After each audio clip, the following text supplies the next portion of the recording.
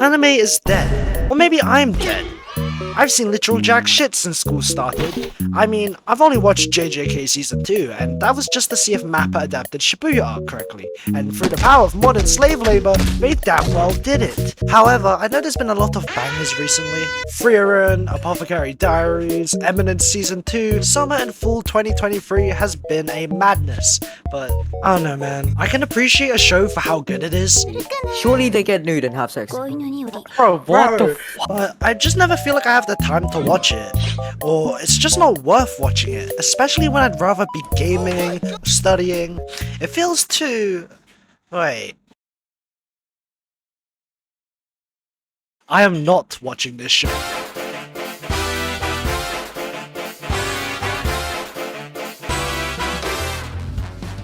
I don't know what evil force compelled me to watch this show. There's so many more shows that have objectively better premises, but the title was so unbelievably absurd that you already know I had to watch this. In case you're unaware, romance anime is a genre of show I very much enjoy. I think they're great, and if you finish watching a high-octane, action-packed show, a romance is a great way to switch things up, keeping the same entertainment going. After your first romance, you get hooked. You delve deeper, you experience individual subgenres of romance. You find romance you love, you find romance you hate, and then you find a harem anime, because the more girls, the merrier, right?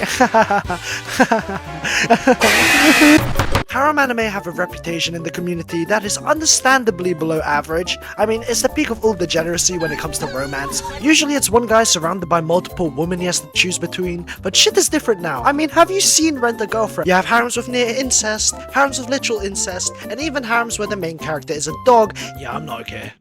Nah. Whoa! However, even with all these ideas, all these shows still follow a similar kind of formula, and in the end, you as a viewer will have to make a choice on which girl you believe will win. Survive to see the happy ending, as you sip on some champagne, smiling as you look at her prosper, saying, yes, I've been there since day one. Yet this show, The 100 Girlfriends Who Really Love You, is different. It's not like others of its kind. Having a choice between multiple girls is not enough. Making out with multiple of said girls is not enough. What the fuck, bro? Hell, not even having a whole Fortnite inventory of girls to yourself is enough. No, we strive for more. They don't fight for who's chosen. In fact, there isn't even any fighting at all, because the main character quite literally cannot make his mind up, and instead accepts every single one of them, because if he doesn't, well, fucking die. Yes, you heard it here first. Polyamory has finally made its way into mainstream anime. This is not a battle royale to see who cops a Vicro, it's Nyash Ketchum filling up his gash in all decks.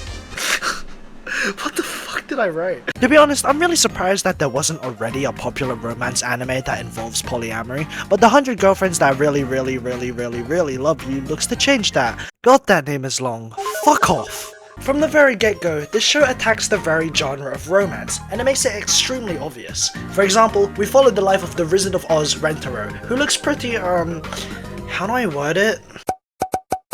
Basic. The very concept of this show literally makes no sense. You're telling me a high school student finds 100 soulmates because he went to a shrine and prayed for a bit? It's just degenerate, unrealistic trash. Where was this shit for me? The jokes are painful, the voice acting scares me, and the characters themselves are basic, and most follow common tropes of romance. For example, the tsundere, the horny bitch, the reverse peanut trap. What's next? A fucking MILF? However, maybe that's the whole point. So you know when I said a form of romance anime could be a serious, carefully written experience with love?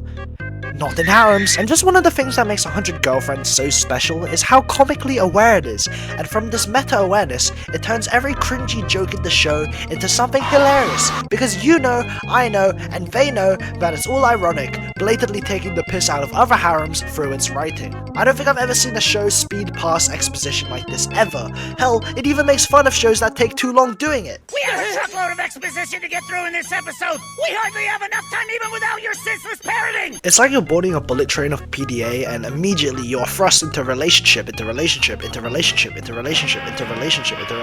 like Rentaro is banging hoes like he's trying to make quota in Lethal Company. This guy's fucking ballin'. There are so many ways that 100 Girlfriends makes fun of its genre, and I love every single part of it. But despite this, there are some aspects of a harem which the show knows to take seriously, like...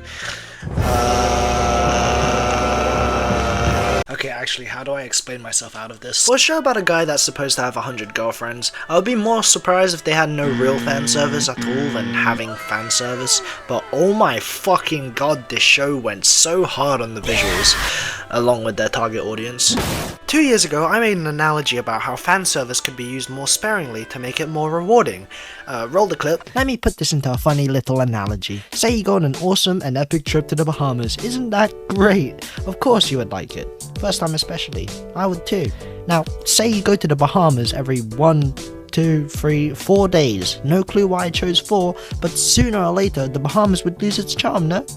You see where I'm going now, don't you? I can't lie, I was kinda spitting. Good job, 14-year-old me. Following up on this, there's also the alternative option of having unholy amounts of fan service. No, actually, hear me out please. There's a time and place for when it comes to fan service, and it's important to address this for the sake of spreading good information and protecting my image. I absolutely hate it when some anime just throws in some tasteless nudity during random scenes because they feel like, ooh, why not?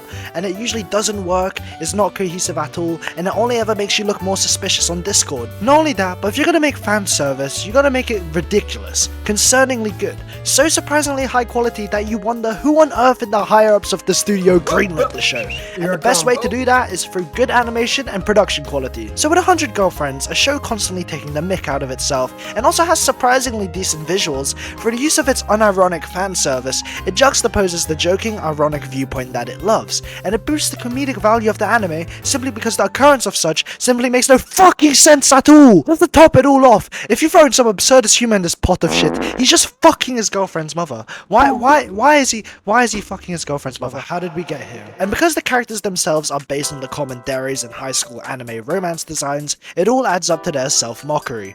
The show feeds into the toxic image of what most people think of harems and laughs at it with us, and it's rare to see something so self-aware in media without looking corny or overdone. It's living proof that you don't need a well-written story to have an enjoyable watch. Hell, you could watch a completely terrible dogshit show and feel like you never wasted any time doing it. Like a not wise AniTuber once said, it's like a dumpster fire, which you can't stop watching at all, and shows like the 100 Girlfriends Who Really Love You serves as a reminder as to why people like harems in the first place.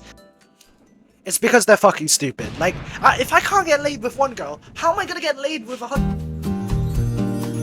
Hey everyone, thank you for watching my video. I know I don't upload much, I've been getting my ass whooped by life. However, if you do want to support me, I am glad to let you know that I now have a Patreon which you can subscribe to for a monthly price of £5. And on here, you can get early previews to my videos, a nice shout out on the next video I make, and exclusive versions of my videos, including a demonetized version of this video because YouTube won't allow it for obvious reasons.